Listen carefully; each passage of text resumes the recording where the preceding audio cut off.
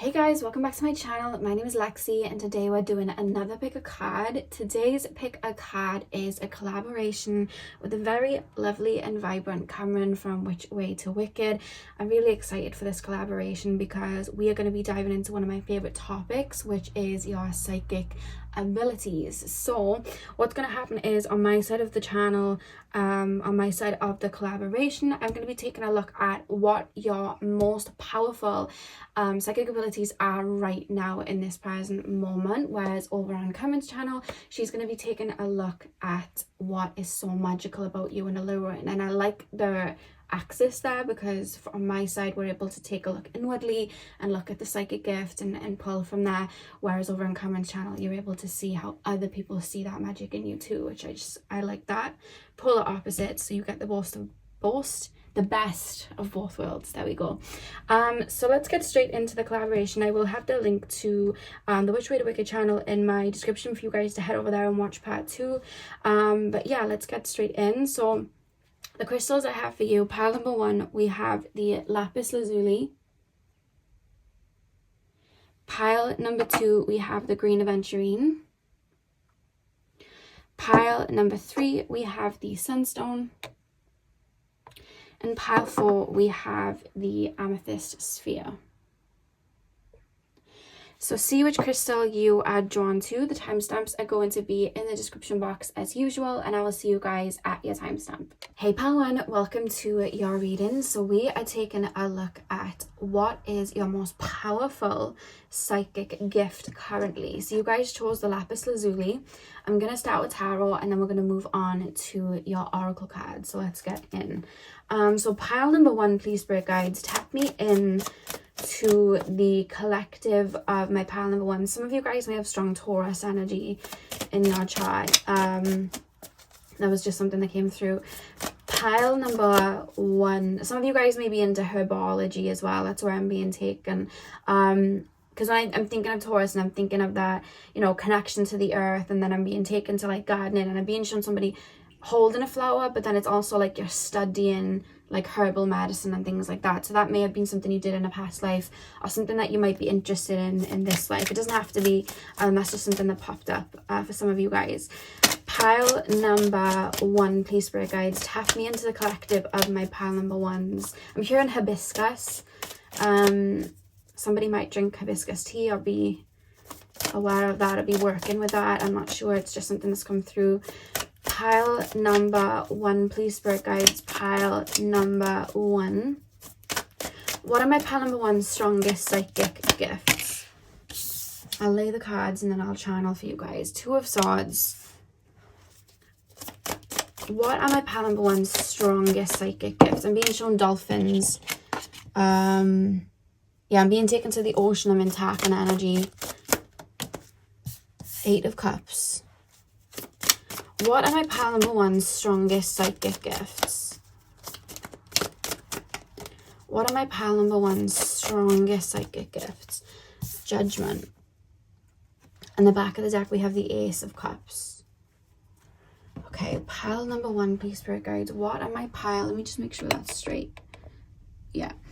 Pile number 1, please spirit guides. What are my pile number 1's strongest psychic gifts? First of all, with the 2 of Swords and Justice, I'm really being told that you guys are a realm bridger as well as a realm walker. What I mean by that is I feel like you're somebody, and this is one of your strongest gifts, I feel like you're somebody that's able to have your feet permanently in the physical world while also not being in the physical world. It's like being part of the world but not of it. I'm sure that's the saying. Because it's like, yes, you're aware you're in your physical body, you're aware of your logical body, you're aware of your ego, but there's this Aquarian detached energy that I'm getting from you guys, where it's like, I'm connected to earth, I'm connected to my mission, I'm connected to my ego, I'm connected to logic, but I'm also not going to let it control me in the sense that I'm aware that I'm more than just this physical incarnation. So it's almost like you've always felt like you've had 2 feet on the ground, but your mind's been in another realm. It's like, I'm almost being shown, you know, when you think of like giants, like their feet would be on the ground, but their heads would be in the clouds. It's literally coming through in that way, whereas you're here on Earth, but you're also in many other realms. It's 33 on the clock. If you guys have been seeing 33 a lot, if that's a number that you guys see. The reason that I'm saying that is because I feel like from young, how do I explain this? Your crown chakra has been super cracked open. I feel like maybe in childhood, you may have used that in a way of being able to escape. You'd go into your daydreams to escape. Maybe at night you'd tend to have very vivid imaginations and kind of go into dream world. But I feel like from young you were always aware of different realms and walk in different realms. And I feel like as you get older and more aware of it, I feel like you're able to bring through informations from higher vibrations, 5D, 4D, bring information from, you know, the fairy realm, mermaid realm, places like that. You know, you're able to pull information from different energies and realms around us that we can't see with our physical world, and you seed them into the physical. Healing, guidance messages, wisdom, you're always channeling and bringing that through. And I think that's part of your gift, is that you have so many doorways and so many facets open connected to your being, where you're able to just pull a lot of information through. You may even find that sometimes you feel like your head doesn't turn off. It's almost like your brain's always downloading and bringing information in. You're one of those people that can't just look at a plant and see a plant. You see all that it is, you know what I mean? You see it in the 3D, but you also see it in the 4D. You see that it's part of you, but then you also see it in the 5D, and you see that it has healing properties. And it's like you're able to see so deeply into things. You have a very deep, you may have naturally a very deep set eyes, or just very big, I'm being told almost glass-like eyes, like otherworldly. But it's because it's like you're constantly, a lot of people will just stay put in the physical realm and stay there. It's like you guys are able to, it's like you've mastered the physical realm. So you're able to just like almost astral travel while still being awake. Like I'm literally being shown you guys daydreaming, go into another realm in the daydream, even though your conscious reality is here in the physical world. Daydream and bring information through. You can sit there and have a conversation with somebody in the 3D, in the physical world, and sit there and talk to them. But then it's also like you're naturally able to energy read around them, see that they're grieving, and just by speaking to them, you're able to pull through information from another realm and help them heal. But sometimes for you guys in your human brain, you're like, I'm just talking to this person and they've just said they feel better, so there's that. Not realizing what you've just done. You've just seeded healing from another realm and you didn't even realize you were doing it.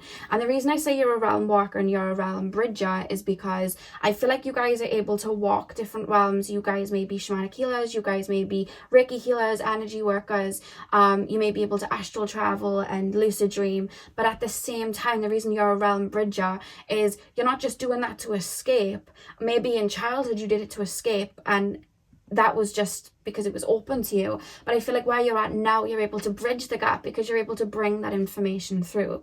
I feel like you guys are channelers, but I think that you have so many gifts open to you that the main gift for you is you being a realm bridger. I don't think I can sit here and just say, your biggest gift is you're a clairvoyant. Your biggest gift is you are a healer. Because I feel like you have so many gifts open to you on purpose, so that you can tap into different realms in different ways. So what's really coming through as your strongest gift is the fact that you're able to bridge realms. You can sit here and have a conversation with somebody in the physical whilst also channeling information through from another realm. Literally, I feel like you do that a lot without realizing it. It's really interesting, and I think it's interesting as well, a lot of people that will go to other realms, or go to the astrals or places like that, they have to be asleep to do it, or they have to go into a deep meditation to do it. I feel like you guys can keep your eyes open, sit in your garden, and also travel to another realm. You're able to exist in two timelines at once. Even if it doesn't make sense to you right now, it's like you can physically be here, conscious that you're here, but also bring through a ton, like I want to say a shit ton of information through from another realm. Like it's easy because I feel like you've mastered the physical realm. I hope this is making sense. And if you're thinking, well, if I've mastered the physical realm, why am I here? I think that you guys purposely came to Earth to be a bridger to the other realms and be that seeder. Not that you're not gaining anything from the experience, but I think that maybe you guys purposefully would have incarnated around families or in areas where there was a lot of low vibration, so that you guys could filter and alchemize it and heal it, because you have gifts in that area. I'm being told not to home in too much on that, because I feel like you're super aware of that you're a healer in that way. So I feel like you would have released that karma, worked through that karma in that particular family, and you may have done it very young. You could have done it in your childhood, you could have done it in your teens, early 20s, early 30s. You would have done that very young, so that you would then blossom like a lotus, have all these gifts readily available to you, and then help people. You know, like sometimes you hear people say that people are tarot readers to tarot readers, or people are healers to healers. It's like you're one of those people. It's almost like you're a spirit guide for people on earth. It's really interesting. I like to think of people like that. I don't know if you know of activation vibration, Heather. I always look at her like she's a healer for people that are already healers. A tarot reader I like to think that of is Rosology. I feel like she's a tarot reader for tarot readers. It's like I don't know, it's just a certain energy that comes through when you tap into people like that, and I feel like you guys have that. I feel like you have so much wisdom and so much knowledge. You're so connected to your Akashic records in that way, that you're able to connect to so many of your gifts, that naturally what you're here to do, and your greatest gift is being able to bridge these realms, help people open up to these realms, help people open up to these certain gifts that they all have, so that they can do the same things as you. I feel like that's why you're here, and to pour into people in that way. It's really interesting. Why do we have the 8 of Cups and then the Judgment card?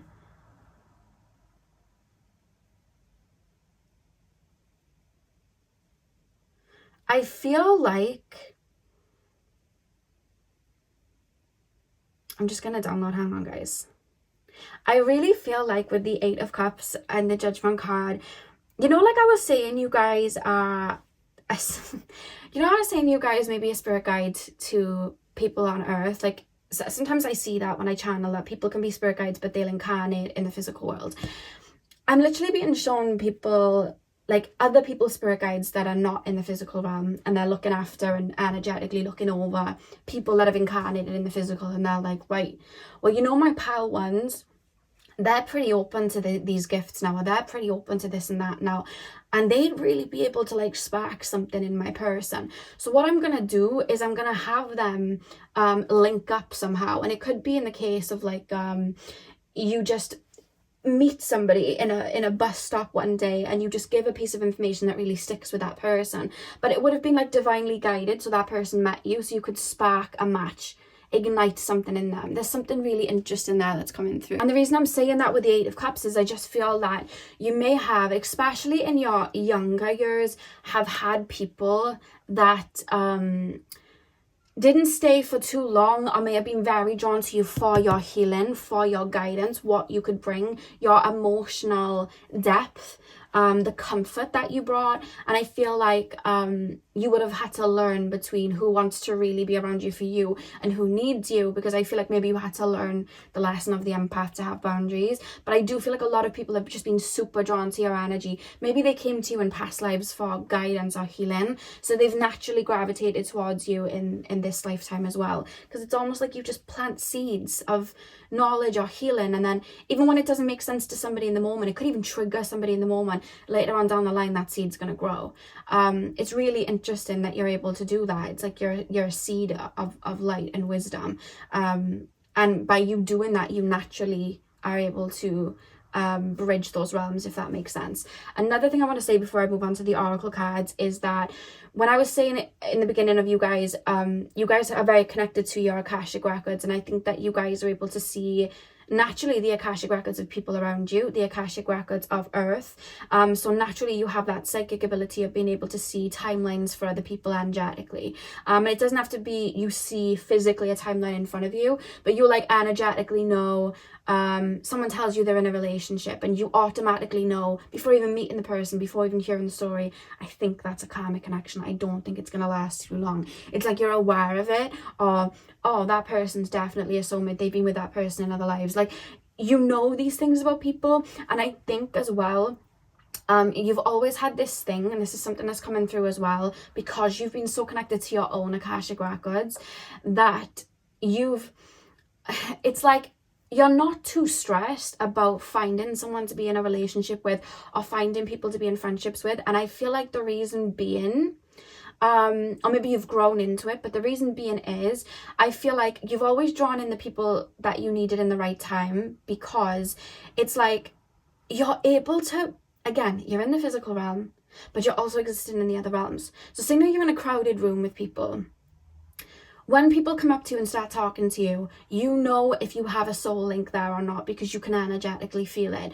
You know if you've met that person before in another lifetime, because you already feel it. You know if somebody's part and cut from the same cloth as you, because you feel it. So even if something's going to be a soulmate or a relationship or a karmic connection, you naturally gravitate towards that person. It's almost like they have a glowing like hue over them, because even if that relationship isn't supposed to last for too long, you know that that person has something to teach you, so you're still drawn to them, and you're energetically aware that you want to open up to that person. Even if it's a relationship that doesn't last too long, you learned something from it, and that's why you naturally opened up.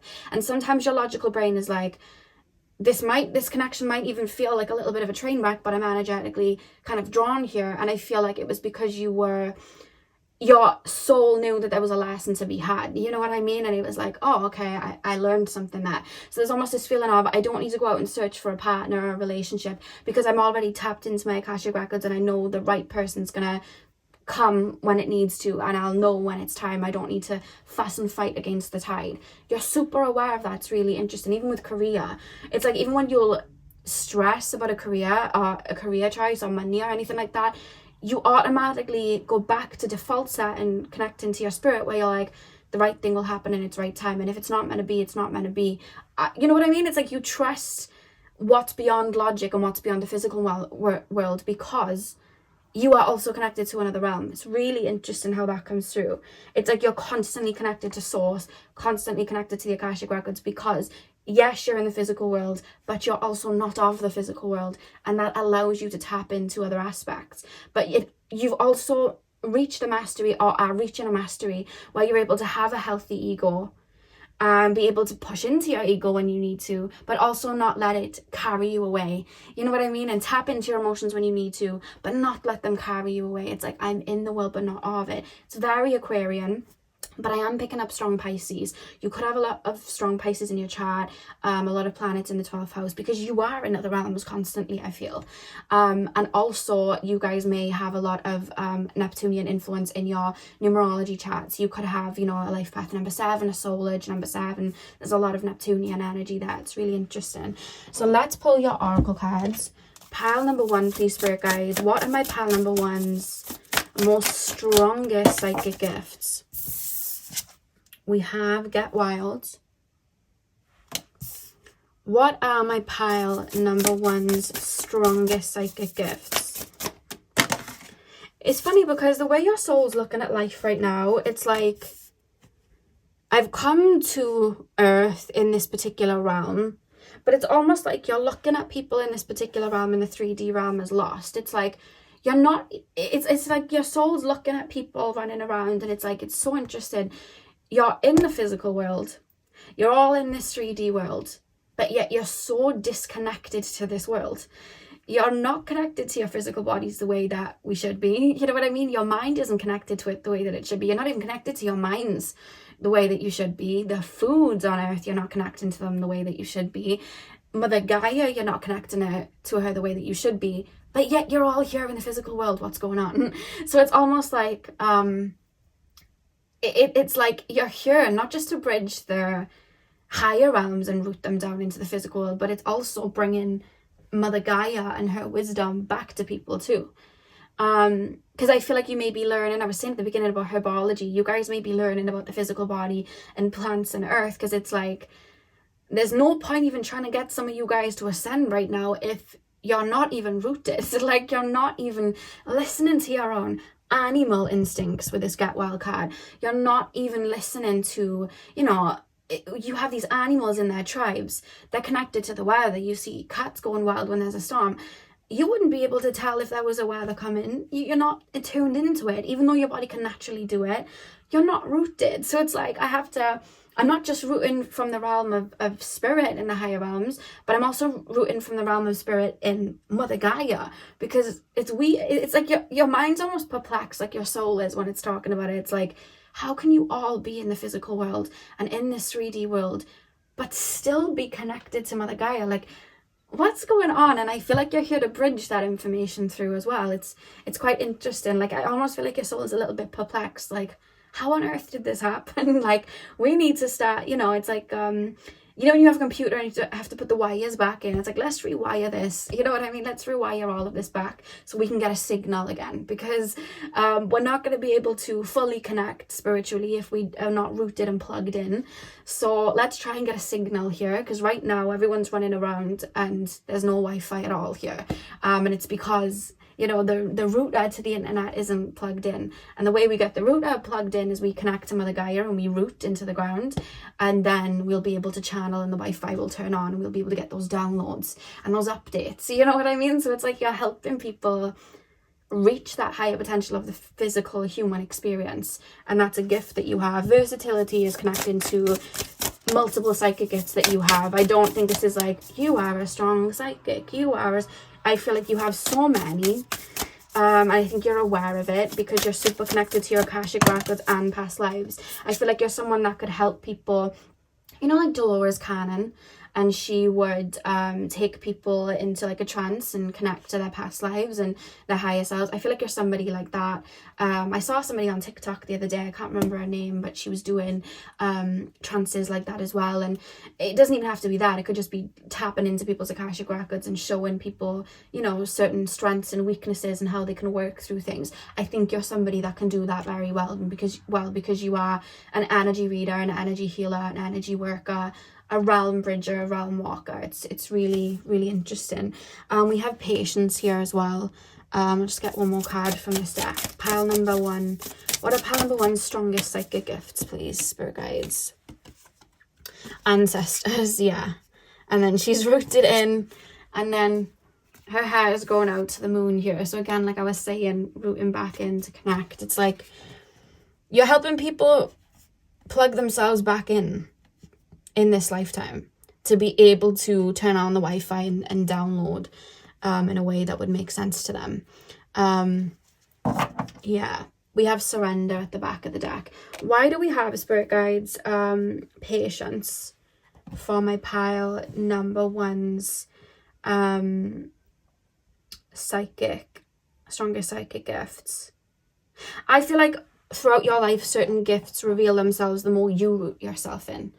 I think that it's not a case of I feel like you've always had all of your gifts open, but you've had to work through certain karma where you would have rooted yourself into a particular family where there would have been karma you had to work through, or certain things happened in childhood that you had to work through. But I feel like it was all a journey, so that while you were pulling the weeds and planting new seeds, you were following breadcrumbs of your own gifts and honing in. And then I feel like there would have been times with certain gifts that you have where it was like, say now you'd reach 12 years old and you start becoming very clairaudient.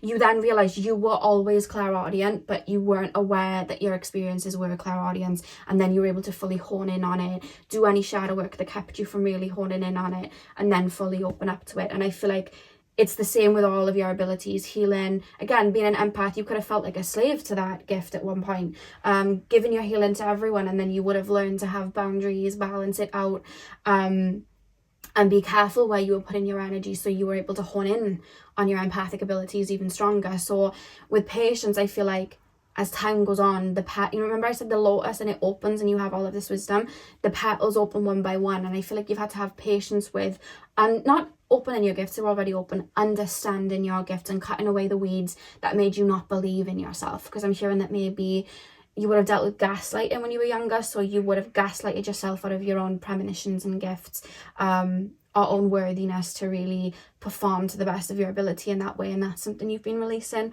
And why do we have ancestors? I feel like that was more confirming what I was talking about, the ancestors card, rooting yourselves in so that you can connect, and I feel like that's what you've been doing, so you can pass on that information through. It's really interesting. So let's pull some more cards. Pile number one, please, spirit guides. What are my pile number one's strongest psychic gifts? me grab your card. We have, remember I was saying you guys like a lotus and then the opening of the flowers? We literally have lotus feet. That's what we have here. I'm just going to put my other card over there. But the feet are connected to Pisces energy too. So again, that's confirmation of 12th house Pisces, Neptune energy. I'll just get one more card and then I'll channel for both. Yeah, it's like, this is the thing, you're so connected to your Akashic records that this reading's centering around your mission at the same time. We need to be rooted, we need to be earthing, we need to be connecting to Mother Gaia and tapping into her wisdom. We need to do that for this Wi-Fi to turn on and for us to really connect with spirit in that way. Let's do that. I feel like you're helping people remove and cut out the weeds in their own life to be able to root themselves into their physical body to the best of their ability so that they can grow and reach other realms. I feel like that's what you're here to do. It's funny how naturally I'm just like, let's tap into the Akashic records because that's what you naturally do anyway, you know. Pile number 1, please, spirit guides. Pile number 1. What are my pile number 1 strongest psychic? Sorry guys, my camera cut out then, but let's continue. Pile number 1, please, spirit guides. Pile number 1.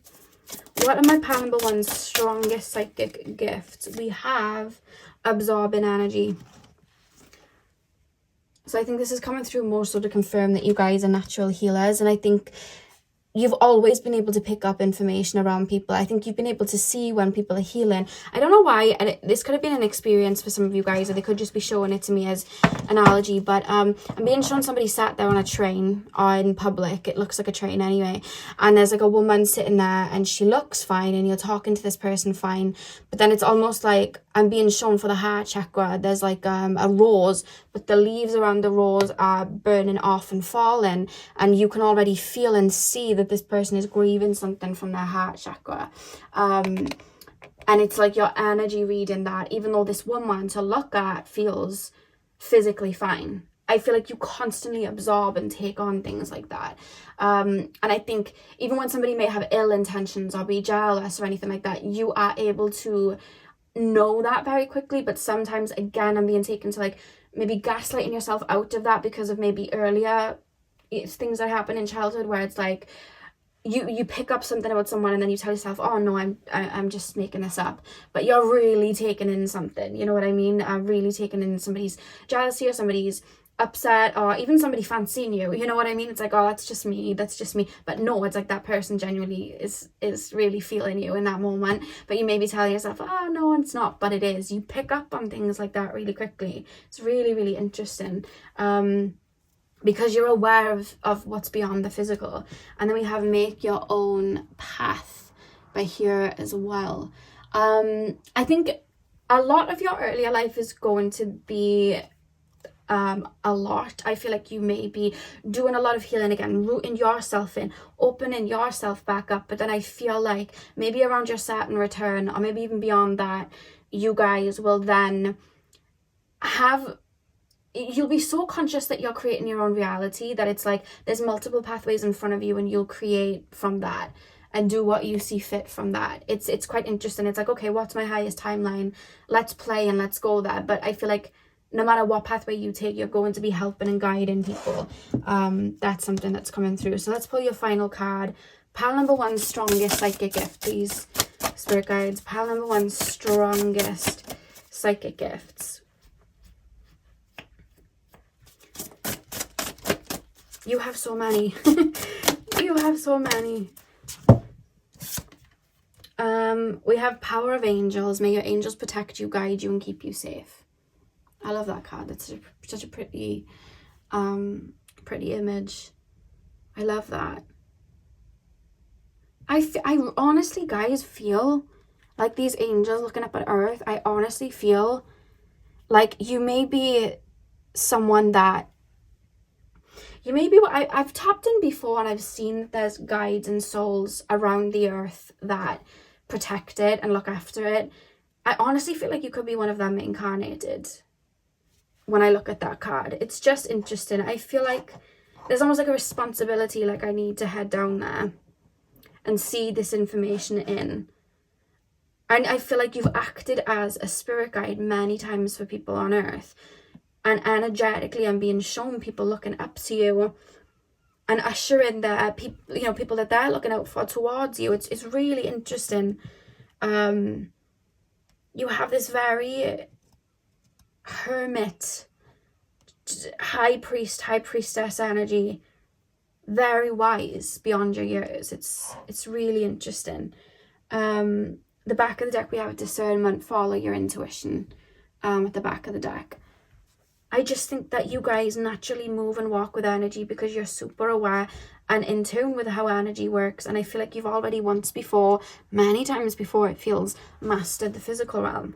You're literally just here to help and transmute some lower energies and karma. I feel like you are what they call a light worker, and I think that's maybe what your biggest gift is. Because there's so many terms that have been used in this reading to describe you. I just feel like you're a light worker. It's really interesting. So pile number 1, that is what I have for you guys. I really hope that you enjoyed. Hit the thumbs up and comment down below if you did. I'm sending you guys all of my love. I hope you have a beautiful morning, afternoon, evening, whenever you guys are watching. And hopefully I'll see you guys in my next video. So thank you guys for watching. Hey pile 2, welcome to your reading. So we are taking a look at what your strongest and most powerful psychic gifts are right now. So you guys chose the Green Aventurine. I'm going to start with Tarot, and then we're going to move on to the Oracle cards. Straight away, guys, when I was holding the Green Aventurine, as you can see, I'll show it to you guys, it's shaped like a heart. And one of the strong messages that I was getting straight away from you guys is that your strongest gift is your very highly intuned empathy. I feel like you guys can hold a lot of emotional weight, and not just in the sense of you guys being able to feel into things deeply, but I feel like you guys are able to relate to people in a deep way. I feel like part of what your spiritual gift is, your strongest spiritual gift, is that you make people feel seen. And what I mean by that is, what I'm being shown is, like, you know, Snow White when she's in the forest and there's all them eyes looking at her from the sidewalks, like from all the, you know, the trees, and it's all the animals looking. A lot of people in life, they tend to run from themselves. They run from their heartbreaks, they run from their fears, they tend to like to block off their heart chakra, they run from their childhood, and sometimes they're not even aware that they're running from themselves. They may jump from relationship to relationship, they may bury themselves in work. They don't take the time to fully see themselves, to fully honor themselves, to fully understand their own emotions, and not only that, but their inner child, their shadow self. And I feel like you guys know that when we don't have a tamed shadow self, and we don't have control over our shadow self or our ego or our inner child, it spills into every area of our life, where, you know, any little trigger, we can take that as abandonment wounds, and you know, we can self-sacrifice and pour ourselves into people that don't deserve it. There's so much that can happen in that way. And it's from our unheard and unseen inner child, our unheard and unseen shadow self. And when we take the time to get to know our shadow self and our inner child, we're able to understand it, alchemize any pains, and have a level of control over it. But if we don't do that, we not only don't let that side of ourselves be heard, but we don't see ourselves deeply. We don't understand ourselves deeply. And one thing about you, pile number 2, whether you've made a dedicated effort to get to know who you are on an emotional level, or whether you've always been open to your vulnerability and open to how deep your emotions can go, because you see life and you see yourself with such a deep set of eyes, you see people. You see that shadow that's been ignored. You see that inner child that's been ignored. And you hold space and make space for people in that sense. So a lot of people with you guys, it may be a case of some people get very triggered by you. Or it could be the case of some people come to you as like a saving grace and come to you as a healer because they feel comforted by you, because you see them. You're able to unravel them, and you see things that they're not even comfortable with expressing, but you're able to see that because you've reached that level of empathy. You see people's hearts, and that's one of your strongest gifts. And I feel like at time periods in your life, pile number 2, you guys may have felt like that was maybe a little bit more of a curse than a blessing, because not only did you feel deeply, but your heart just I just feel like it's like I'm being shown a heart, and then it's like a magnet. You'd be able to, with your heart, journey into people's like inner world and really see, even when they were maybe acting up or acting out of their shadow or doing things that weren't very honorable, you were able to still see that light in them.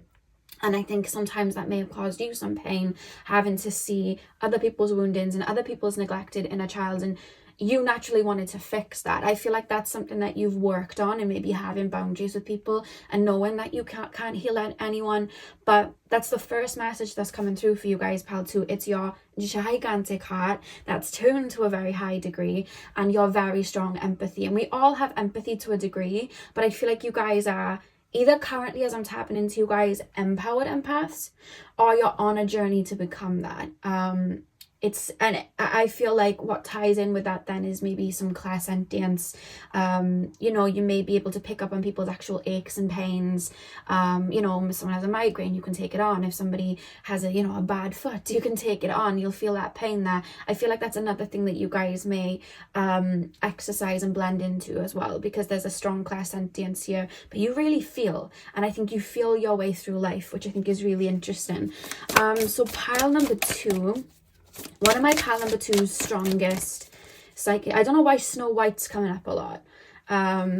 Snow White keeps coming through quite strongly. I know she's quite pure and she loved animals. So you guys may have a very strong connection to animals. You may be able to understand animals' emotions and have, again, it's your heart. The way you adapt to people, the way you understand people. You don't have to hear messages or see things. You feel. You feel when something's pure. It's like you have this feeling. It's clairsentience and empathy that's your strongest gift. But there's animals are really drawn to you, I feel. Pile number 2, please. Pile number 2. You may find like animals follow you home, like strays.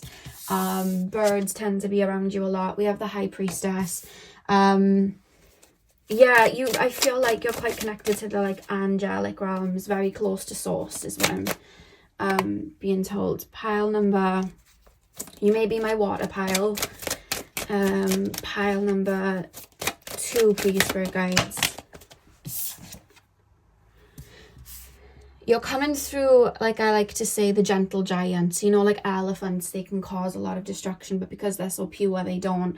And they're very gentle animals. I feel like you're like that. It's like your hearts could wage wars. You know that lyric I say from Ganja Burn by Nicki Minaj? She sings, I could wage war or I come in peace like Gandhi. Like, you could do damage because your heart's so strong, but you choose peace. And another thing I would say is a lot of people may look at you and see you naturally, because you have this purity to you, as a delicate flower and very gentle. And I'm not saying you're not a delicate flower, and I'm not saying you're gentle, but I always say to hold a frequency like this and be open to vulnerability, especially on the 3D that we are right now, where there's a lot going on, there's a lot of pains going on. To be able to hold a frequency like that, hold a frequency of forgiveness, hold a frequency of love, and still see light where there may be a lot of dark, that's not something gentle. That's not something that breaks easily. That's very, very strong. So even though I feel like other people's perception of you is that you're quite maybe quiet and sweet and gentle, yes, you are, but you are also, there's an intensity within, and there's such depth within that it's like people may look at you as like a little stream, whereas when I feel into you, you're like the bottom of the sea, all of this depth, so much like magnitude to it. Like your heart has magnitudes, and that's why it's one of your biggest gifts. Pile number, Queen of Swords. I feel like you guys have very strong throat chakras. I'm not going to use these cards because a few of them came out. Let me grab the other ones.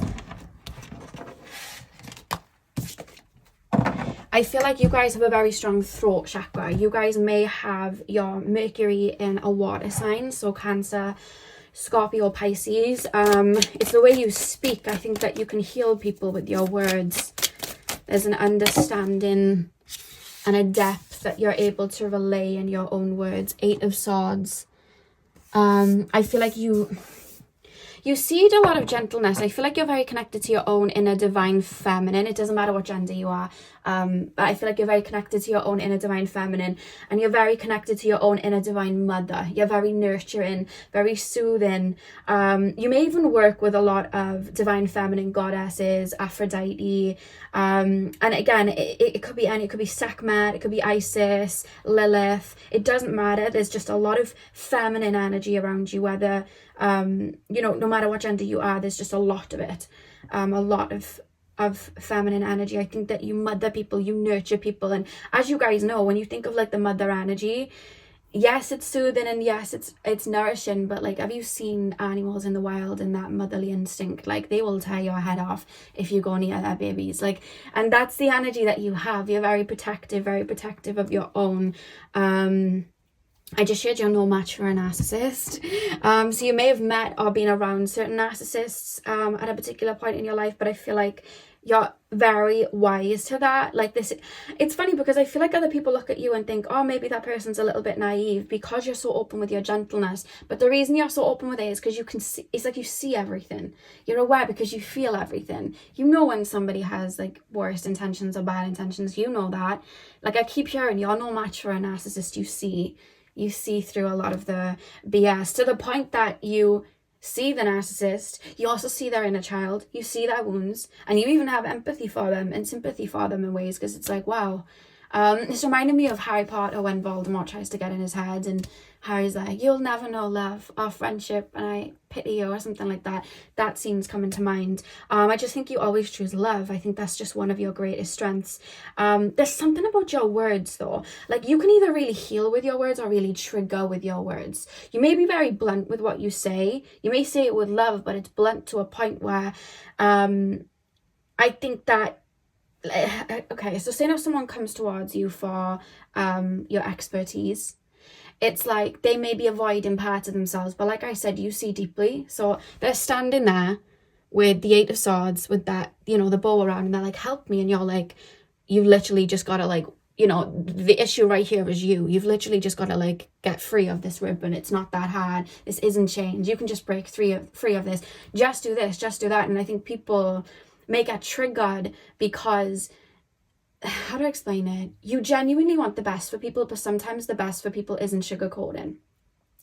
And I think that, you know, in a world where a lot of the times we want to be told that we're not the problem sometimes, and we want to be told that, you know, the other person was in the wrong, and we want someone to come and save us. You know what I mean? We want someone to come out of the sky and kind of like save us and cushion us. And it's no one's going to save us. It's us that have got to save us. And I feel like you genuinely want the best for people, so you would say the truth, and you'd say it in a gentle way, but you wouldn't sugarcoat it. And I think that may trigger people sometimes, but I think that's part of your gift, and that may even lay heavy on your heart sometimes, having to trigger people, but knowing that you had to say that because they came to you for help, and that was the help that genuinely, whether you know, channeled the message, it came through, you felt that message to come through, your tarot card said for it to come through. It's like, I think a lot of the time as well, you're called upon by, how do I explain it? I feel like you're very much a messenger of healing, if that makes sense. So I feel like a lot of souls gravitate to you for that healing, but with that comes the responsibility then to, like I said, not sugarcoat and tell people how it is to a degree. And yes, you're very confident and soothing and lovely with it, but sometimes that it doesn't matter, that may still trigger. And I feel like sometimes that may lay very heavy on your heart. I'm being told there's like a lot of responsibility there for you guys, and that's something that's coming through. And I think as well, the responsibility to help people alchemize their fears and alchemize their shadows and get control of their shadow and get control of their inner world, you've had to do it too. So that's where it's like heavy as the head, because I'm being taken to the crown here. That's where it's like heavy as the head, because to help people alchemize, you've got to do it too. So I feel like you've had to transmute a lot, cleanse a lot, to lead as the example first. So I feel like you may have had to go through a lot of experiences where people took from you, people took your light, and you've had to build yourself up to become an empowered empath, for this beautiful empathy to be a gift instead of a curse, even though it was always a gift, so that you could control it instead of it controlling you, if that makes sense. So I feel like you've had to really put in the work. I feel like another thing about you is you're very authentic. I feel like the thing is about empathy, you can't teach empathy. It comes from experience. And I think that you've been through a lot of the empath lessons where you've seen a lot of pain, you've seen a lot of hurt, you've had to heal yourself from a lot of that. So it's coming from a genuine experience, and that's why I'm hearing heavy as the head, because you've really had to walk the walk before you talk the talk and help people.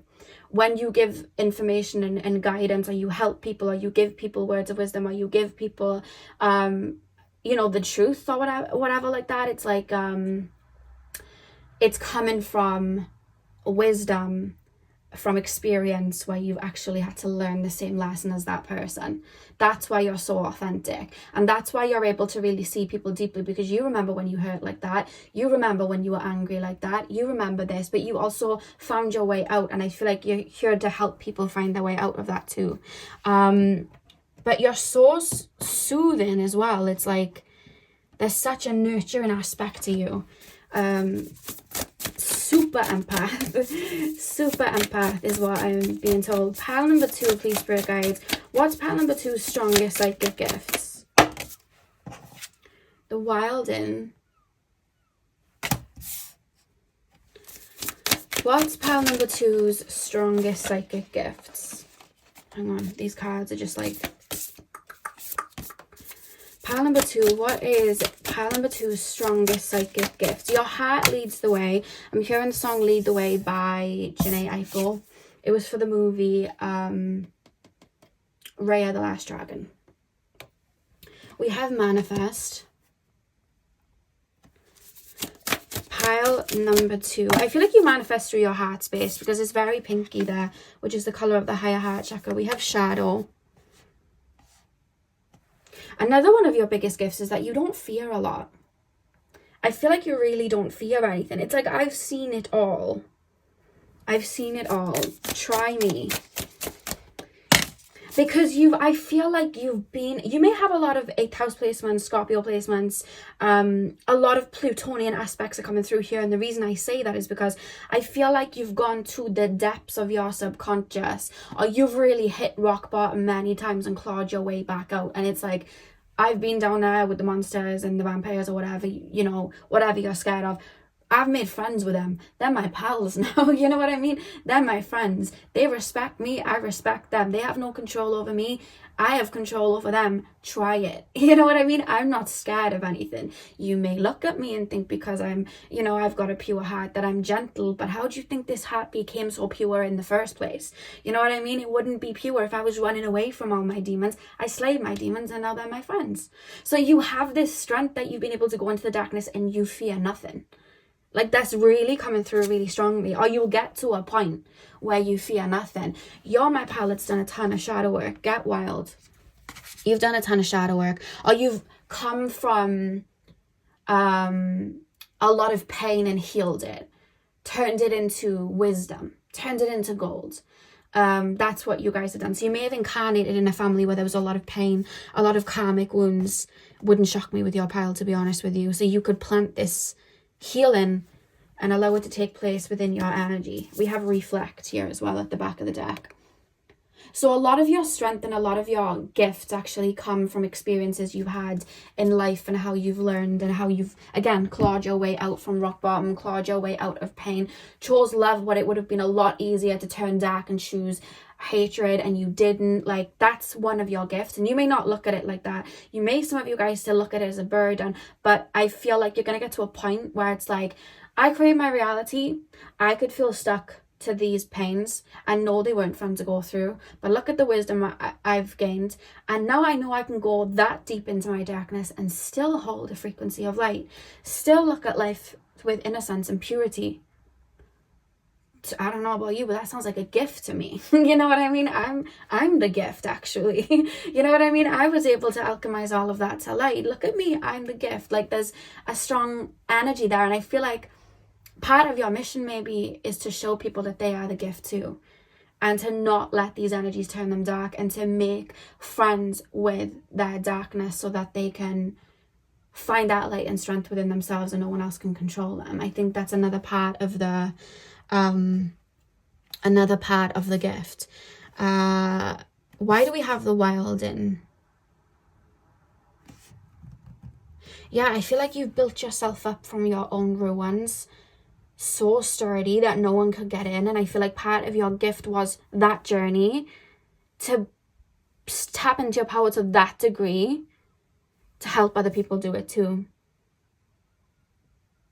To show people that they're the creator of that reality and that they can choose love, and they can, because a lot of the time when people do shadow work or people have been scorned, they sometimes start to say, well, I'm never going to have a relationship, I'm never going to have a love, I'm never going to have happiness, it's never going to be peaceful for me. And that is possible, and I feel like you're here to show people that. And I find as well, whenever I do like a shadow work reading, or I do more guidance type of readings, I have to really go into the subconscious, and that can trigger people because people think that me talking about that is toxic and it's dark and I shouldn't be talking about it, even though I'm helping people, you know, become aware of it so they can heal it. People see that as toxic because people are scared of their own vulnerability in that way. But on top of that, I'll then, you know, I'll get a lot of people say, oh, this is toxic, blah, blah, blah. But then when I do like a love reading and I tap into some really beautiful, you know, relationships, and I tap into some really beautiful things that are coming in, people still get triggered. But instead of saying this is toxic, people say, well, this is too overly romanticized. Because sometimes people get triggered not just by their own shadows, but their own potential, what they could have. Because to actually reach that potential, they have to take a level of responsibility to get there. And some people don't want that. So then they get triggered by the responsibility of being able to have that.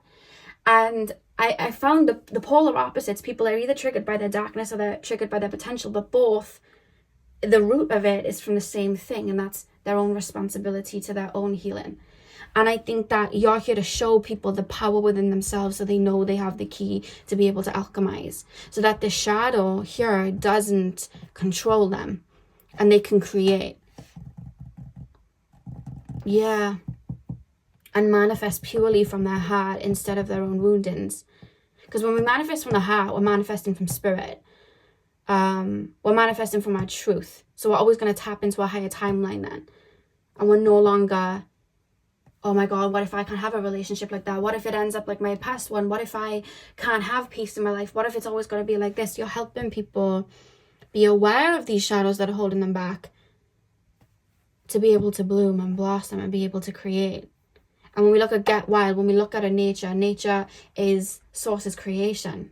There's art all out in the wild. You know what I mean? So it's like with Get Wild, it's like you're teaching people to tap into their authenticity to really see themselves, because you see them, and that's your gift, to be able to see them that deeply and not fear their shadows and not fear their darkness.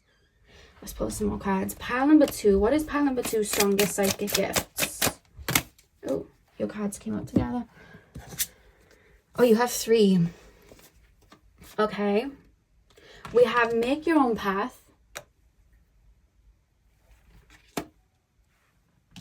You have not an accident, synchronicity.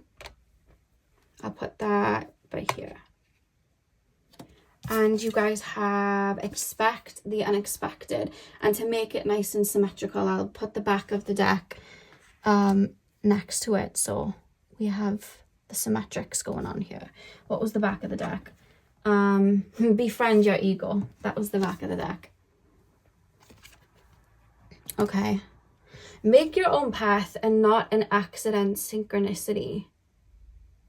Yeah, I feel, yes, empathy is your greatest power in this lifetime, but also is your gift of depth. And I feel like you guys are able to feel into somebody's true nature to show them their highest timelines and where they could head, and help them clear their past to get there. Yeah, that's it. To follow those breadcrumbs with the synchronicity card to actually get there. And to take that responsibility into their own hands. I feel like that's part of your gift. I feel like you're able to help people become that best version of themselves. To become that most truest version of themselves, because you see it. Expect the unexpected and befriend your ego. See, a lot of people as well, they fear change, they fear shifts, they fear all of that. And I feel like you don't fear anything. You see people's fears, you see people's egos, you see all of it. And you can weave through it, and you're able to say truths that people haven't even woken up to in themselves yet. And I think that does trigger people sometimes. If you want to give them advice, it's like they'll come to you for advice because they know you've got that, healing energy, and they know, again, this Queen of Swords is this throat chakra energy with the blue coming through. You're able to give the right information, but you say what's needed, not what's wanted, and then sometimes that can trigger, but it's all coming from a heart space. And I feel like with the pinks being in the middle and then it goes out into this like blue, I feel like you speak from your heart. Yeah, let's pull your final card. But your empathy is your biggest gift. Pile number 2. You get projected onto a lot as well. It's like you'll live in your authenticity and you'll be very open with your emotions. And I feel like a lot of people around you may think, well, what's the catch? They can't, that's not true. They were doing that because they had a motive, or they were just saying that to be mean, or I don't like that person, but they've never even had a conversation with you. And it's their own triggers then projecting onto you. And I would say that if you have had a lot of people projecting onto you, listen to what they say, because people tell them themselves, and people only see life through their own inner world and their own inner reality. So if you're someone that's walking with integrity and you don't see anybody as competition, and then someone starts projecting, well, you think everything's a competition, you see people as a threat, it's because that's how they look at life. That's not how you look at life, but they're projecting what they think onto you. And that can go for anything, you know what I mean? So listen to what people say, because people tell on themselves. That's why I don't react to people anymore. When people project, I just observe, because I'm just like, is that how you look at life? Okay. I don't know what's going on here to trigger that, but I'm sorry. I hope you alchemize this, and I hope you feel good. But I don't know who you're talking about, but that's not me. That's how I look at life now, and I feel like you're reaching a point where you'll just observe and just be like, okay. Pile number 2, final card. What is pile number 2's strongest psychic gift? What is pile number 2's strongest psychic gifts?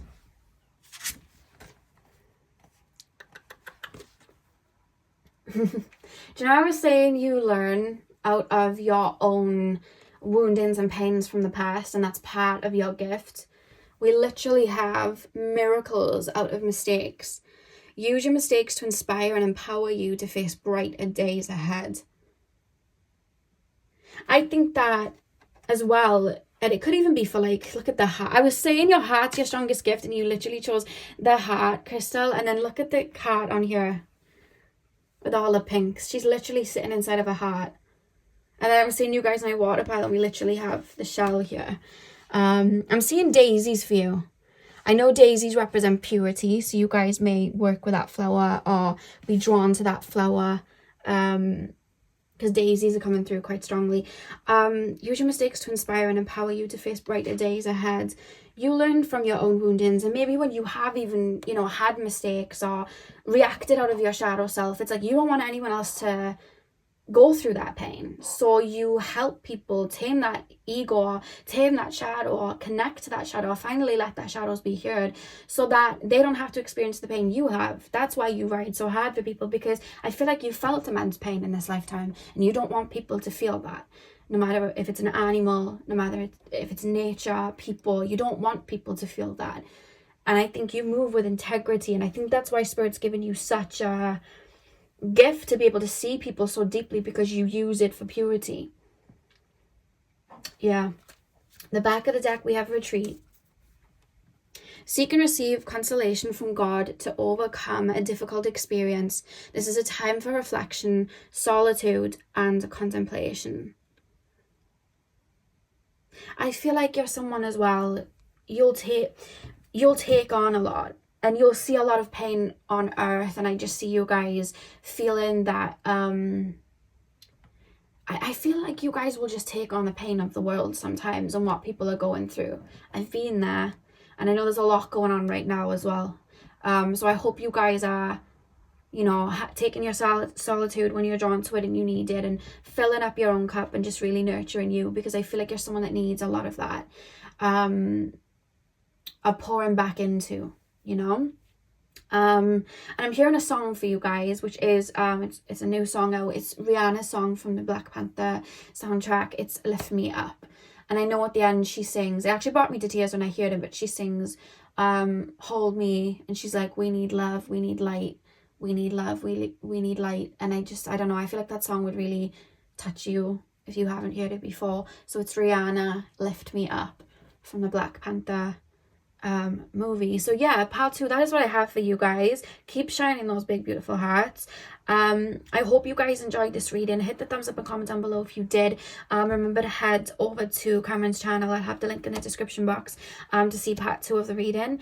Hope you guys have a beautiful morning, afternoon, evening, whenever you're watching, and hopefully I'll see you guys in my next videos. I thank you guys for watching. Hey part 3, welcome to your reading. So we are taking a look at what your strongest psychic gifts are.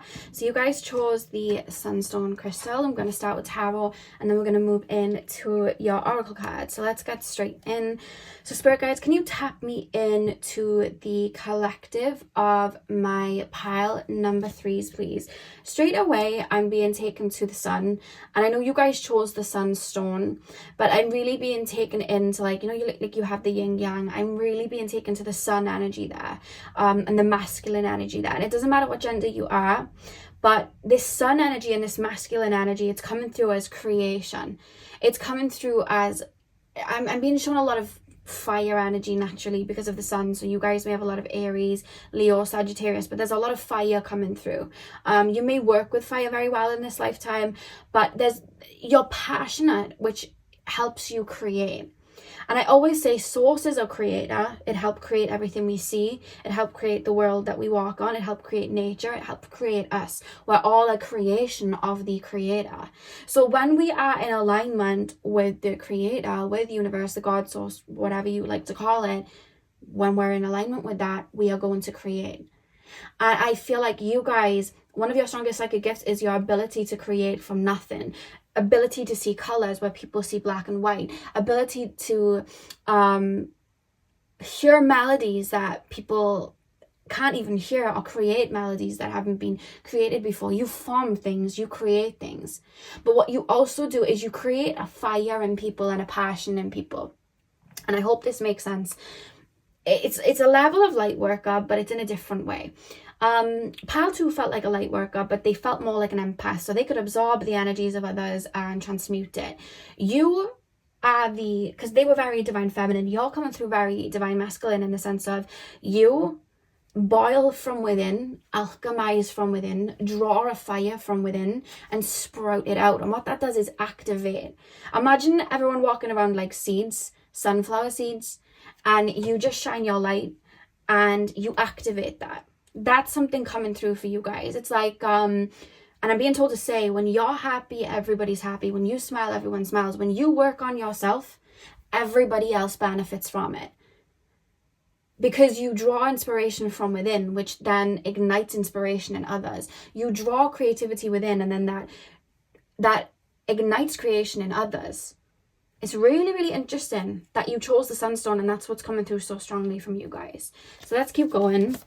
You have a very strong leadership energy, so you could have a lot of cardinal energy in your chart, but it is making me think, when I'm being taken to fire as well, it could be that there's just strong Aries coming through, or it could just be that you either have a lot of fire, Aries, Sagittarius, Leo, or yeah, you could have a lot of fire, but then it's mixed with a lot of cardinal energy. So a lot of Cancer, again, a lot of Aries, a lot of Capricorn, a lot of Libra. You could have a lot of mix, you know, you could have that mix in your chart. Pile number, there's a lot of Leo coming through for that sun energy. You could have a lot of 5th house placements. We have the Emperor, which is funny, some Aries energy coming through. Pile number 3, please, spirit guides. Pile number 3.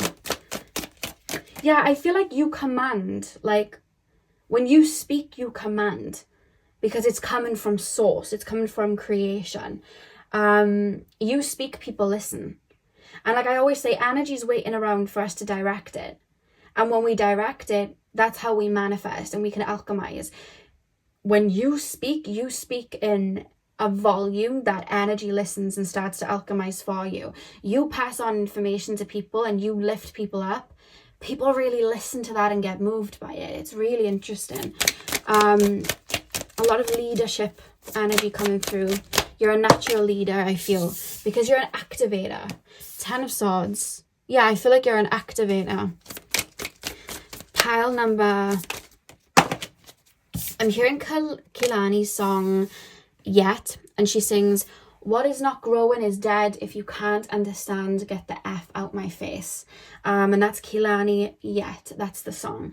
And I think the reason that's coming through, because it came through when I was looking at the 10 of Swords here, when we think of that fire and fire alchemizes, I feel like, how do I explain this?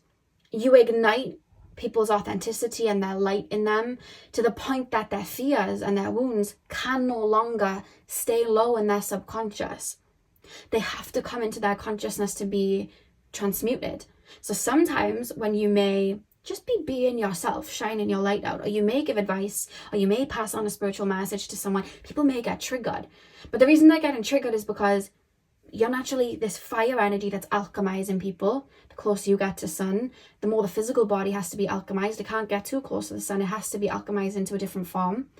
So with people having that seed activated in them, that creation activated in them, it's got to make room for that to grow. So everything that was holding them back has to make their way out of their subconscious. There's no room for it anymore, because what's happening is their subconscious is that seeds growing and those roots are making their way down to the subconscious to create new timelines for them. So these wounds make their way into their conscious mind for people to heal, be aware of and release, and they may then get triggered and then project that on you. And you may get a lot of people get triggered by you, but then come back with a tail between their legs and apologize. Maybe some people don't. Some people get stuck in their ego, but you may get people do that a lot. Or people say, I didn't like you at first, or I didn't think I liked you, but then I got to know you and you were cool. Because you create waves where there were none. You create shifts. I feel you're very tapped into source, the creator, the big creator. I feel like you're tapped into that. And you're a go-getter is another thing that I'm being told. You inspire action in people. That's your greatest gift.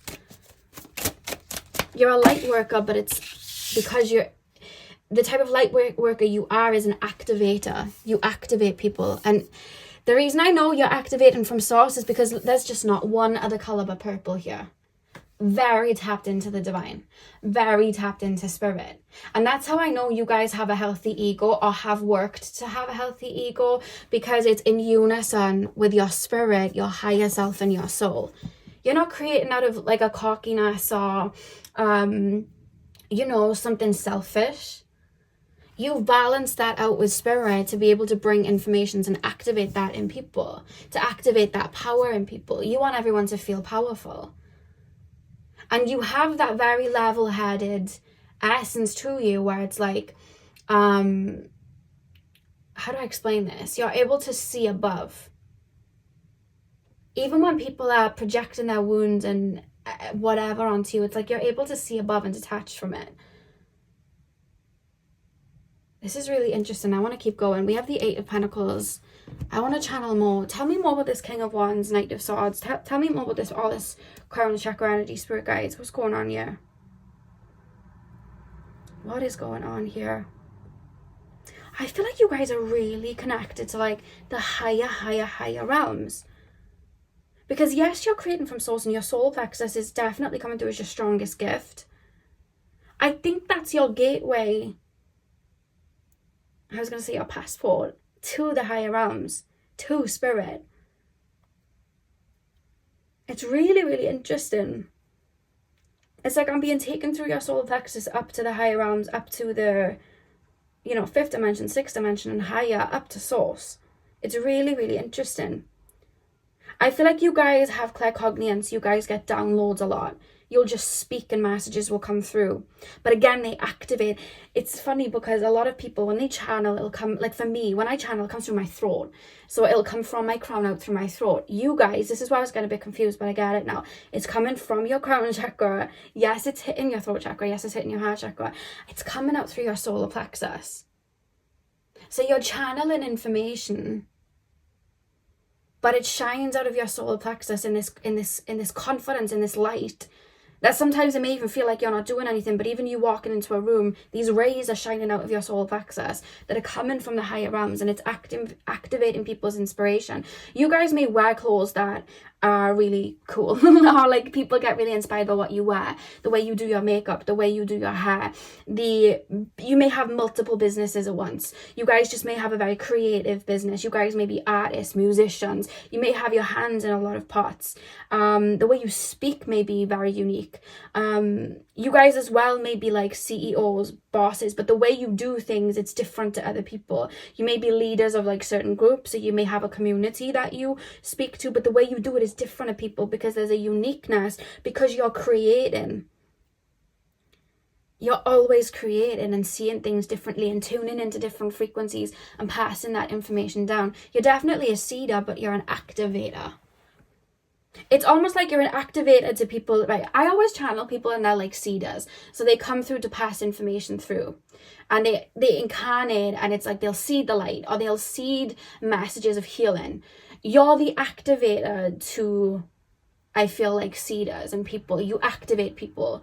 You may even like trigger awakenings in people sometimes without even realizing it. Just by like, you'll sit there and have a think piece, and then somebody will just start, in their mind, it's like you've just activated a seed in someone's brain while they've read a post or heard you mutter into yourself, and then a whole flower starts blooming in their brain, and they'll start seeing something in a different way because you've just activated something in them.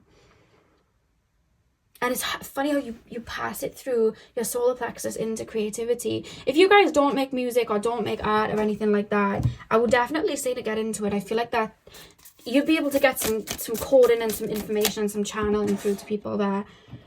Even in ways that wouldn't even make sense to you.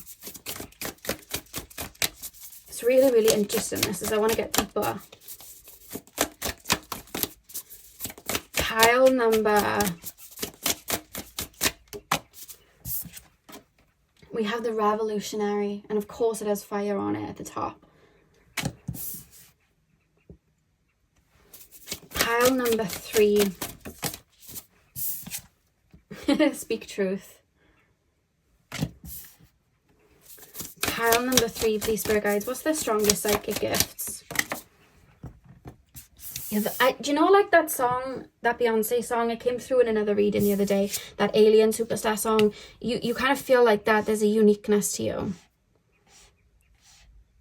And it's funny because when we think of gifts, we think of like, you really have to tap into that spirituality side of it, and it has to be something like downloaded. And it's funny because yes, you have so many gifts like that, but Spirit's like, we don't even need to focus on that. We need to focus on their biggest gift, their most powerful gift, which is literally them just being the sun, walking around as the sun. It's so interesting. It's so interesting. Even something as simple as you putting on an outfit and walking into, I don't know what shops we have in the world. In the UK, Tesco. In the US, I know you guys have Target. I don't know what's anywhere else. But, you know, it's like as simple as you putting on an outfit and walking somewhere, you're inspiring someone and you don't realize it sometimes. It's so interesting. And that's what's coming through as your strongest gift. The void. And what do I always say about the void? We create from the void. A lot of people fear ego deaths because they fear the death side of it. But when we alchemize and we dissolve all that we know, we're then in the void. And yes, the void is tricky. Yes, the void is uncomfortable because nothing has meaning anymore. But that's the beauty, because that's where we create.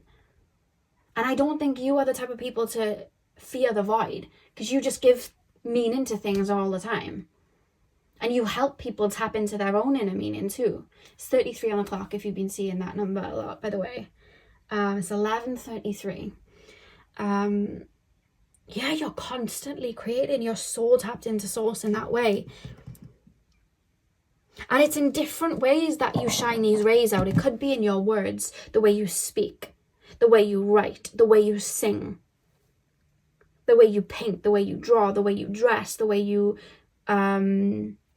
I don't know why I'm being taken to Tower with Tay, because I know she like raps, and she's her voice, I just listen, I'm like, oh my god, she may even be watching this pile, because she's very unique and very cool, and she feels like that older sister energy to me personally. So I feel like the reason she's coming through for this pile, she may be watching, hey, if you're watching, but also I think the reason she's coming through is because I look at her as like an older sister. And I think the reason she's coming through as a message in this reading is because you guys have that older sister, older brother energy. Like I see with Tay, like I see with Tarot with Tay, she has this uniqueness, this creativity, and she's an Aries, so that's Aries energy. And she's unique with it, the messages that she brings through, and she's so authentic like that she inspires me. And I feel like you have that energy. You have that energy, a confidence that comes from within. And that way you're able to manifest, or you learn to manifest all that you want, because you command energy. The more comfortable you get to know your physical body, the more other people benefit, because the more expressive you are then. The more you get to know your inner world, the more other people benefit, because the more inspiration you can send. It's like the more you work on yourself, the more you pour into yourself, other people benefit. And you're able to alchemize even more and understand these gifts of being able to manifest. It's really interesting. We have nature at the back of the deck. And like I said, nature is another part of the big creator's creations.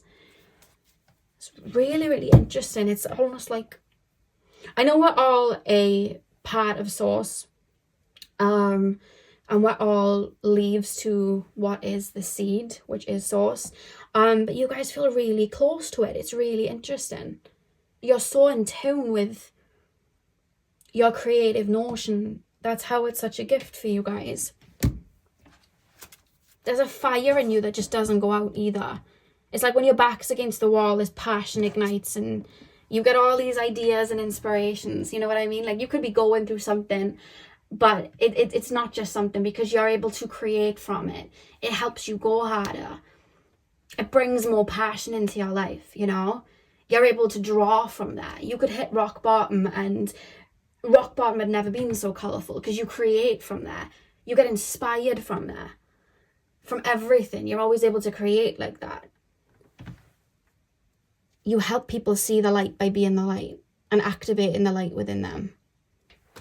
Pile number 3. This went a completely different way than what I thought it was going to go. But I also love it. Because a lot of the time when we think of spiritual gifts, it's like, how can we tap into what's outside of us? Whereas you guys are like, I'm not doing any of that.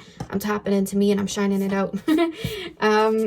Yeah, it's like, yeah, that's what it is. I'm shuffling the wrong cards. Pile number... I feel like in this lifetime, you guys will probably manifest quite a lot. And not out of an egoic place of, because you guys have a very healthy, strong ego. Not out of a darker egoic state of, I have to have this because this will mean I'm worthy. Not out of that. You guys are going to manifest out of desire and passion.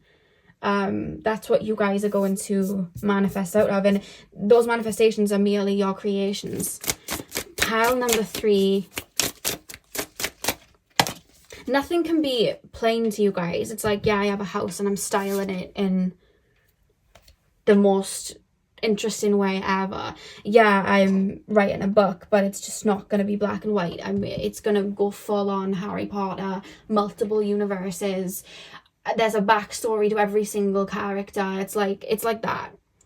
And you're the type of person as well, you know, when you see movies and they really inspire you and they just live the test of time, that is you guys. I feel like if you were ever to go into making movies or anything like that, it would inspire. If you were to ever make a music video, it would inspire. Art, it would inspire. You shine that light, you ignite it in people. We have Ascended Master. That's not shocked me, because I feel like you guys are so close to source that you either work with Ascended Masters or you literally are one incarnated. It literally feels that way. A lot of the times I'll pick up, pile number 1 was the same. They felt like a spirit guide that had incarnated. So that could be you guys, or you just work with particular deities or Ascended Masters. Yeah. I felt it, because I was even having trouble putting it into words. And normally when it comes to matters of like spiritual gifts, it just flows. Like I'm never like And I was like, hang on a minute, I had to like tune my frequency to really understand. So that wouldn't shock me if you guys work with Ascended Masters really strongly. Or I've never asked Spirit if you can be an Ascended Master and incarnate. I've honestly never asked that. But I will. I know you can be a spirit guide and incarnate because I've seen it many times channeled. But for that card to come through, or maybe you're very close to becoming one. Love, self-love. The more, I swear to God, guys, and it's yellow here as well, the more you pour into yourself, people benefit.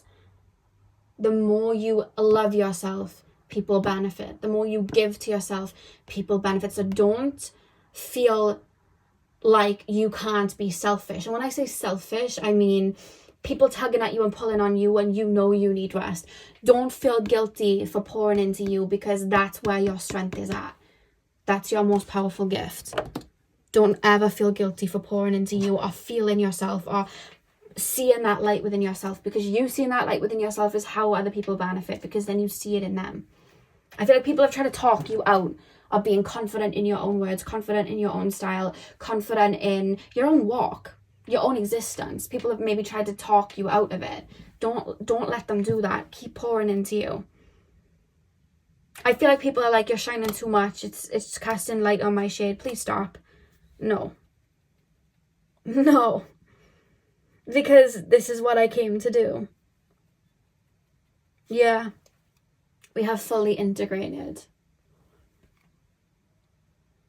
I love this. And do you know what? I've never really tapped into this fully before, having someone really take from the divine and pour it out through their solar plexus. It's really interesting. And you guys may have a lot of positively charged signs in your chart. So like fire or air. Gemini, Libra, Aquarius, Aries, Sagittarius, Leo. It's very positively charged because it's pushed outwards. It's divine masculine energy too.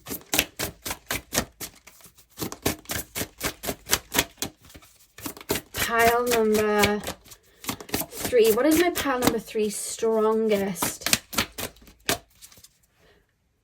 You may, if you guys are connected to spirit and you work with spirit, you may, and I hate when people do this, but you may get a lot of people say, well, that's not very quote unquote spiritual. And I hate when people say this. I hate when people say this, because spirituality has become the boxed in term where everything has to be angel number 1111 aesthetic for people to take you seriously. But every step that you take on earth, following your purpose, is quote unquote spiritual, because energy is all around us. Everything is spiritual in that regard. So with you being tasked to seed, you have to have a healthy ego. You have to be tapped into your ego. You have to be tapped into creativity. You have to find that inspiration through fashion and art. And I feel like people may then project onto you and say, oh, well, that's not very spiritual, not realizing what's powering that fire is, look at this purple energy here. That's what's powering that fire. And then people may think, well, if it's not Reiki and you're not wearing this and doing this and haven't got 100 crystals on, it's not spiritual. But it is, because the creator creates, you are creating, so you are doing what you came here to do. I wrote something in my notes app the other day. Give me a little while and I'll put it up on Instagram as a post and talk about it. But yeah, a lot of people have maybe even tried to tell you, oh, well, I'm not listening to your spiritual masters because of your ego or this, but I feel like that's the whole point. And we're supposed to have an ego to incarnate anyway. That's how we know what our human body likes, and that's how we create. Don't listen to people that might say that to you when it comes to your spiritual gifts. Because what's powering your solar plexus is these divine messages. Pile number 3, please, spirit guides. Pile number 3. What is my pile number 3's strongest psychic gift? The most powerful psychic gift.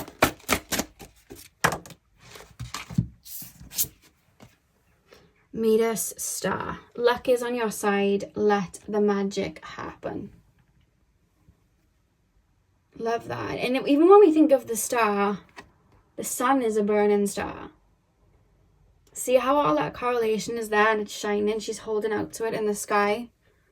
Love that. I feel like your biggest gift is that, yes, you're an activator, but to be an activator, and I'm being told to say, you're meant to be seen in this lifetime. You're meant to be seen. You're meant to be heard. You're meant to be... It's like people need to hear something that you've got to say. Or people really need to see you. Or feel your warmth. It's meant to be heard. That's a strong message. Oh, wow. I just... Look at the back of the deck. Archangel Gabriel. Gabriel guides your creativity. Wow. And then she's playing the violin, so music coming through. And look at the yellow sun energy behind her. Gabriel guides your creativity. You're here to create. That's your biggest gift, pile 3. Your solar plexus, your ego. It's your biggest gift. I love that for you guys. So pile 3, that is what I have for you guys. I really hope that you enjoyed the reading. Hit the thumbs up and comment down below if you did. I'll have the link to Carmen's video in my description box for you guys to head over there if you haven't watched part 2 yet. And hopefully I'll see you guys in my next video. So thank you guys for watching. Pile 4, welcome to your reading. So we are taking a look at what are your strongest psychic gifts. So I'm going to start with tarot and move on to the oracle cards. You guys chose the amethyst. So let's get in. Straight away I was hearing mystic. So I feel like you guys, in regards to the occult, I feel like you guys may be very talented at reading tarot, reading runes, astrology, numerology. The reason I feel like you guys are talented at it and have an eye for it is because I feel like you've done it a lot in past lives. That's one thing coming through from you guys. You may have always had a very strong affiliation with the occult. And a lot of people don't. A lot of people will just be connected to spirit, but it's just energy work, or it's just healing, or they'll bring through messages in different ways. But there's the occult that's like a fascination. And I'm really being taken to clairvoyancy being really strong for you guys. Clairvoyant abilities, your third eye being a powerhouse for you guys, being very connected to that. You may have all the clairs, like Clairsentience, Clairaudience, Clairvoyance, Claircognizant. Like you guys have, you're very in tune with them. Very in tune with them. It's really, really interesting. Let me lay the cards and I'll start channeling for you guys. So pile number 4. What are pile number 4's strongest psychic gifts? Psychic gifts. What are my pile number 4's strongest psychic gifts? I'm hearing like you can run but you can't hide sort of thing. Like you see people before they come. You know somebody's gonna lie before the lie even comes from their mouth. It's like you read people very well. There's a scorpionic nature to you, where you are able to intuitively feel but also analyze, and it's really, really interesting. It helps you to go deep. I feel like you guys may be able to read body language. You guys, I'm hearing degree in psychology, so some of you guys may have a degree in psychology, or you may be into psychology, criminology, anything like that. It's like you're the type of people that could solve a Rubik's Cube very easily. You've mastered something that is beyond the physical realm, that helps you dissect and really understand people deeply. It's given Harley Quinn when she was the psychiatrist, and she, and I don't mean like you guys like Harley Quinn. I mean, if you want to be, you can be, but it's more so coming through like you understand the dark and the light. You're able to get into the minds of people and understand their darkness and not be feared by it or be tempted by it or swayed. You just understand. You're able to have a very beautiful balance of the light and the dark and see things from both sides. It's really interesting. Let me get the cards on so I can proper channel for you guys. You remind me of Coraline being curious and walking through the house and finding the other worlds, and you feel like that. Pile number 4. You guys may be very connected to snakes. I'm being shown snakes and like reptiles, like lizards and things. You guys may be very drawn to them. Ace of Pentacles, pile number, let me grab the card, it's falling on the floor. 4 of Pentacles. Oh, you guys are intelligent. You understand the third dimension. You understand the physical realm. You guys are intelligent. Very intelligent. Pile number 4, please, spirit guides. No one can get... Your cards are running away from me. No one can get things past you. That's one thing I'm going to say. The Sun.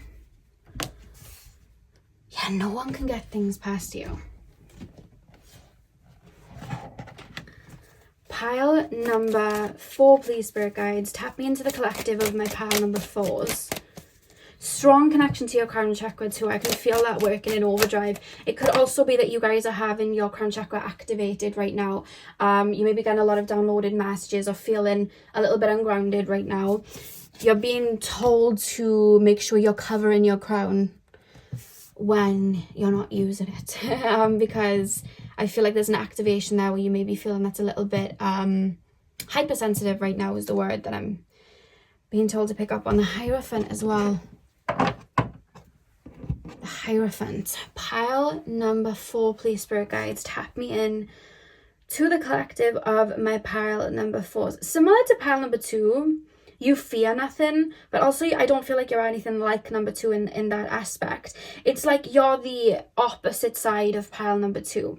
The reason I'm saying that is because pile 2 came through. They feared nothing, but they were very close to the divine feminine and the light and seeing the light in people, and they choose that even though they're not scared of the darkness. Whereas you guys, it's like the other side of the yin yang. You take the light to the dark, and it's really interesting. And I've said this in a reading before. We're not scared of the dark, we're scared of what's in it. And a lot of people want to sleep with the light on because they're scared of what's in the dark. You'll sit there in the dark with your eyes open and be like, right, show yourselves. You'll make friends with the monster under your bed and dissect it. And that's your gift, because you just don't fear anything, because you know power comes from within. You're tapped into the divine always and already tapped into your light. You know nothing can touch that. So you can dissect, you can go deep, you can understand people's darkness without it taking over you. It's really, really interesting that you guys can do that. You haven't, okay, so, you know, like people, they have an emotional depth. I feel like that's already been mastered by you, to the point that you've also mastered detachment. So now I feel like one of your biggest gifts in this lifetime is your mental depth, if that makes sense. You're able to go into people's minds and see a depth that other people can't see. It's really, really interesting. Really, really interesting. As far as psychic gifts, I feel like you have all the class, but I'm being told not to focus on that too much. Your gift is your intelligence, your wit, your forward-thinking motion, your ability to analyze, your ability to dissect. A lot of people may not even be able to say much about you, but you're able to pull that information out of people. It's really, really interesting. And it's funny because it's not anything, there's nothing like negative coming through about your energy. You could just sit there and go shopping and pick up a bunch of flowers and people are just telling their secrets to you. It's really, really interesting. It's like you have that healer therapy energy, but it's like sometimes people will tell their pains and their burdens to people. People may even tell their darkest secrets to you and you're like, whoa, okay, I didn't even ask for that, but okay. Because you naturally just bring it out of people because there's an intensity there. Some of you guys may have Pluto in the first house, because I'm literally being shown Pluto symbol in the first house. There's an intensity that people just naturally open up to their subconscious and spill things out. But you've mastered this dark and light. And similar to pile number 3, you help alchemize the dark by bringing it out of people to transmute, to understand people that may be misunderstood. There's a quote that the Joker says when he's being interviewed for something, and I don't know the quote, but I always think it's genius when I hear it. And he's talking about how, you know, human beings are like kind of like fickle, and they're kind of scared of themselves and they don't understand themselves, and it's like you can see the Joker's intelligence there, but he's obviously misunderstood as this dark person because he tends to tap into his darkness. And even though you tap into your light, you're aware of your darkness, and I feel like you see it's like you see the psyche of people all the time. You see the psychology of people. It's like people are like walk-in psychology reports for you, and you can just read them. It's really interesting. And somebody could just be sat there drinking a cup of tea and you'd be able to read them. I feel like you'd be a great like investigator, because you also have psychic premonitions too. You know when you see people and they're like, oh, what are they called when they... I used to watch this thing called Homicide Hunter. And this guy would go into a room and he'd be able to dissect what happened. And it would show flashbacks, and he'd be able to, just looking around the room, he'd be able to see what happened. Okay, there was a scuffle here and they knocked the cup over and then this happened. Even though to walk into that room, you know, I wouldn't be able to do that personally. I would just be trying to feel for things. I wouldn't be able to really analyze and see where somebody could have knocked something onto the floor. I would probably miss a lot of points. You'd catch every point, and I feel like you'd have the psychic ability to be able to really understand what went on and have this logical sense to it, but also this intuitive sense to it. There's such a balance here. It's really interesting. Your mind's your power in this lifetime. You've already mastered your spiritual gifts. Your mind is your superpower. Your ability to dissect is your superpower. And it's funny that I was picking up reptiles and specifically snakes, because snakes don't have that empathic ability, but it's in a sense of how do I explain what I read about snakes? They're not necessarily sentient, but they're super, super intelligent in the way that they move. I can't remember much of the report that I read about snakes, but it's like, you're aware of your empathy, you know when to apply it, but you don't let it carry you away to the point that you're self-sacrificing or overgiving. It's like you've balanced that. You understand the level of detachment, so you can really understand, because you're aware that if there is darkness in the world, the way that we get rid of it is to understand it and to alchemize it and to put a stop to it. Not by running from it, not by condemning it and showing it more darkness. We have to understand it. That's not giving it a pass. That's not allowing it to flourish. But if we cut it off by the root and find out what's causing it, it can stop. And I feel like you're here to do that. And a lot of people are scared to do that. A lot of people are scared to go into that darkness, go into the depths of that psyche and really go in deep. You can do that without fear. You'll walk into that. And it reminds me of Dolores Cannon when she was talking about being a hypnotherapist. And she was always told, do not go further than this particular energy. You'll hit a point. Do not push. Do not have people go further than it. And when she asked why, she was just told, oh, we just don't do that. We don't know what happened, so we're not going to do it. Well, Dolores Cannon pushed. Dolores Cannon broke a lot of ground for a lot of other hypnotherapists, because she went so far back into the subconscious that she tapped into people's higher selves.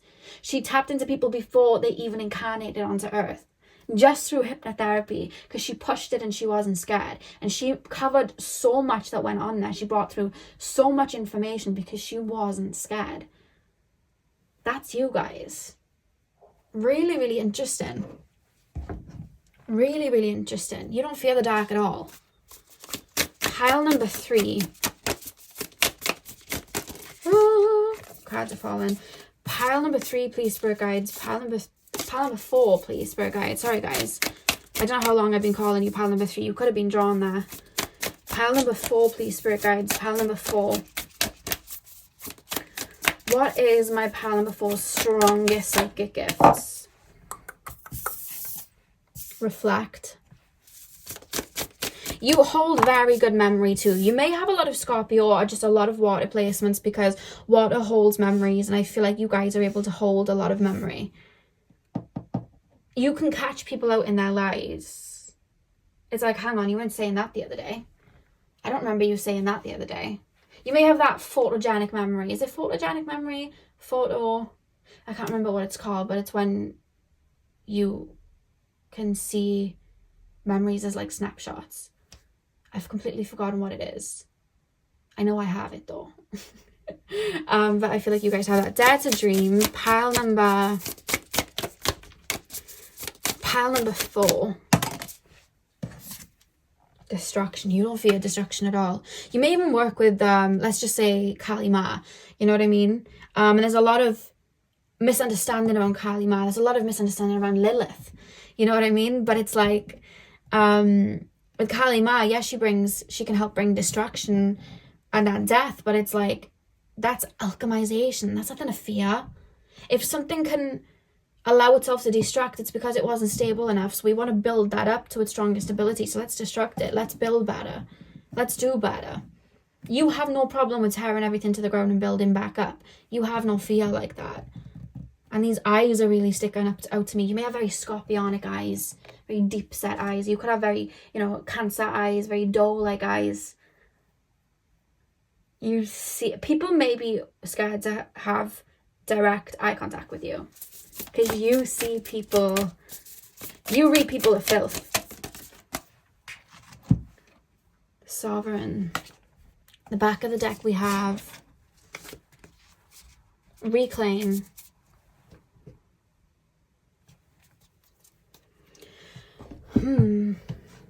What people run from, you'll face. It's like similar to pile number 2 in the sense of, that's why there's so many similarities with pile number 2, because there's the axis here, there's like polar opposites here, but it's the same sort of energy.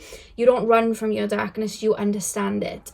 So you have no problem bringing that out of people and understanding that from people, and people may then get triggered by you because it's like you're seeing parts of people. You have this depth to be able to see parts of people that they may fear. Woundings and fears that they're running away from, you face. Is a casual Tuesday for you guys. And that's your power. There's such a strong intelligence here as well. That's such a strong gift for you guys. I want to post some more cards. Pile number 4. What is pile number 4's strongest psychic gifts? What is pile number 4? Oh God, your cards exploded. If you don't have Pluto, Scorpio, 8th house placements, I will be shocked. Because it really does feel that way. You don't have to, of course. But it does feel that way. Pile number 4, please, spirit guides. You've also mastered the element of like privacy, in the sense that you don't have to say a lot for people to reveal information about themselves. It's like you're an enigma and a mystery to people, but yet you know things about people. And I see people walking away like, why did I tell them that? I have no idea why I just told them that. But it was like your energy that helped bring that out of them. Pile number 4. What are my pile number 4's strongest psychic gifts? Cellular healing. You guys are born healers, but the way that you heal is bringing the light to the dark. You go into the darkness and bring light. Whereas pile number 2, shun light when darkness was around, if that makes sense. So it was like the opposite side of the yin yang. You may have similarities with pile 2 if you watch pile 2, but I feel like your mind is really pushing you in this lifetime. You analyze people. You detach and analyze. Stand in your power, yeah. My darkness, my shadows, they're not going to have control over me. I had control over them a long time ago. And you can see where people's inner wounds, inner child, inner shadow is taking control over their energy. You can see it naturally. You know when people are acting out of fear or abandonment wounds. You see it all. Because you already tamed yours a long time ago. And you can see when people are acting out of that naturally. It's literally like your gift is to see people as walking psychiatry reports. It's really interesting. You just can read people that way. You guys may be able to read body language as well. We have intuitive water, and that's what I was seeing for you guys. I feel like you guys are very intuitive, but you pair it so beautifully with this mental state of being able to mentally understand people and go to the depths in that way. Pile number 4. What is my pile number 4's strongest psychic gift? Patience.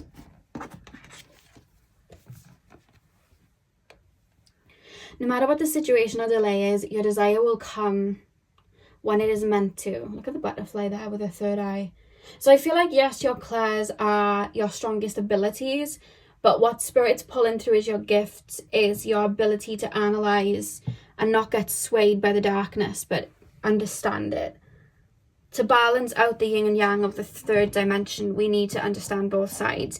And a lot of people want to play in the light and ignore the dark, but that's what causes all of the mess, and that's how the darkness can then creep and take over, because we're bypassing it. And you guys have one foot in the darkness and one foot in the light, and tame it and balance it out, which is what we're supposed to do. And you guys have no fear doing that, and I think you're meant to lead the way like that. It's really, really interesting. Because to grow, we have to alchemize our darkness and be aware of our darkness and hold hands with it. When we meet our shadow, we don't kill it, we hold hands with it. That's why on the Strength card, she tames the beast. The lady on the Strength card doesn't sit there with a slayed lion. She's walking with it because she's tamed it. That's what you do, and that's your strongest gift. And you tame it by understanding it and seeing that there is no fear. Without judgment too. Believe in yourself and follow your dreams. That's what we have at the back of the deck. Believe in yourself and follow your dreams. Because that's how, believe in yourself. That's how you find your own power, balancing the both. And knowing that nothing can penetrate your energy. Because it's like you see all of the tactics in the book. And like I say, when we get, let's say, a psychic attack, or we have somebody take us out of our power, the only way they can get into us like that is by finding cracks in our foundation and making their way in. I feel like the minute you step foot on earth, you were like, right, here are all my cracks. Let's fill them in now. And I feel like on that way of filling them in, you met every type of maybe darker energy. You've met narcissists. You've had psychic attacks from beings that have tried to, tap into your energy like that. And you've understood them, got to know them, so that there was no fear. Fill those cracks, and now they have no way in. So now you can walk around with all of this power because you know nothing can penetrate that. That's why we have believe in yourself. And I feel like you're here to help people do that. But to do that, people have to tap into their own power and their own fear too. And, alchemize their own fear too. But I feel like you're here to lead the way like that. Interesting. So that's what I have for you, Pal 4. I really hope that you enjoyed. Hit the thumbs up and comment down below if you did. I'm sending you guys all of my love. I hope you have a beautiful morning, afternoon, evening, whenever you guys are watching. And hopefully I'll see you guys in my next video. So thank you guys for watching.